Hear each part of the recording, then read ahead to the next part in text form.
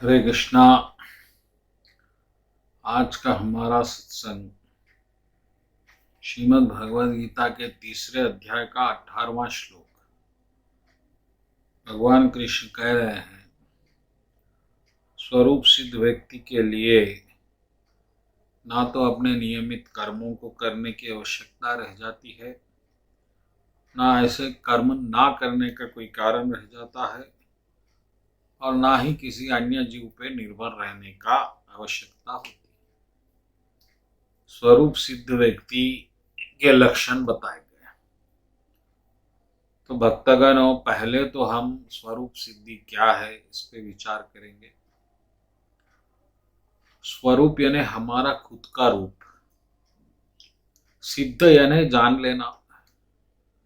तो हम खुद को ही नहीं जानते, हम सिर्फ शरीर को जानते हैं और ये मानते हैं कि हम शरीर है, मन है, बुद्धि है जो हमें दिख रहा है।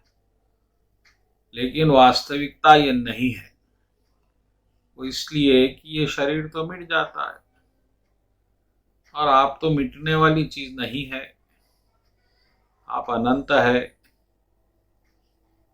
तो इस तरह से जब आपको ज्ञान होता है कि आप शरीर नहीं है, आप आत्मा है, आप चेतन है और आप कृष्ण के अंश है और आप पूर्ण रूप से कृष्ण के है, उस वक्त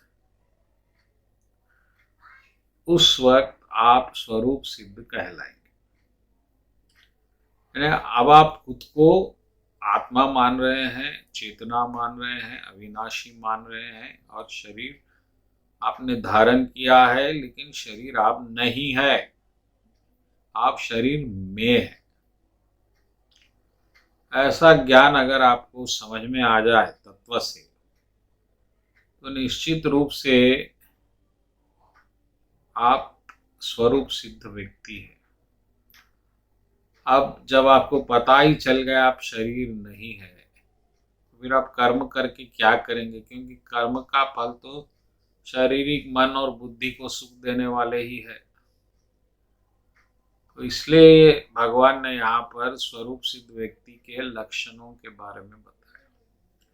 3 लक्षण भगवान ने बताए। पहला लक्षण है कि उसके कर्म के फल में कोई आसक्ति नहीं रहती,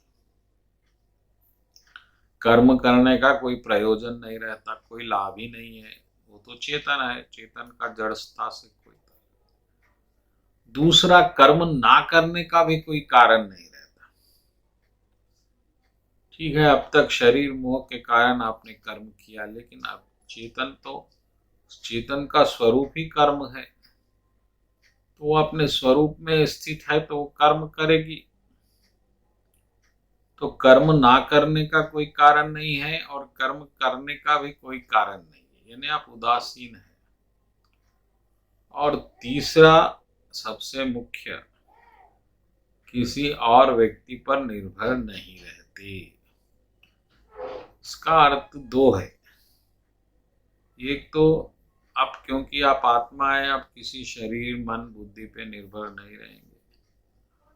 दूसरा, क्योंकि यह सबको चलाने वाले परमात्मा की अनुभूति आपको हो रही है, तो आप परमात्मा पे निर्भर रहेंगे, किसी छोटी सी आत्माओं पर नहीं रहेंगे। तो ये 3 लक्षण अगर आप में है तो आप स्वरूप सिद्ध है।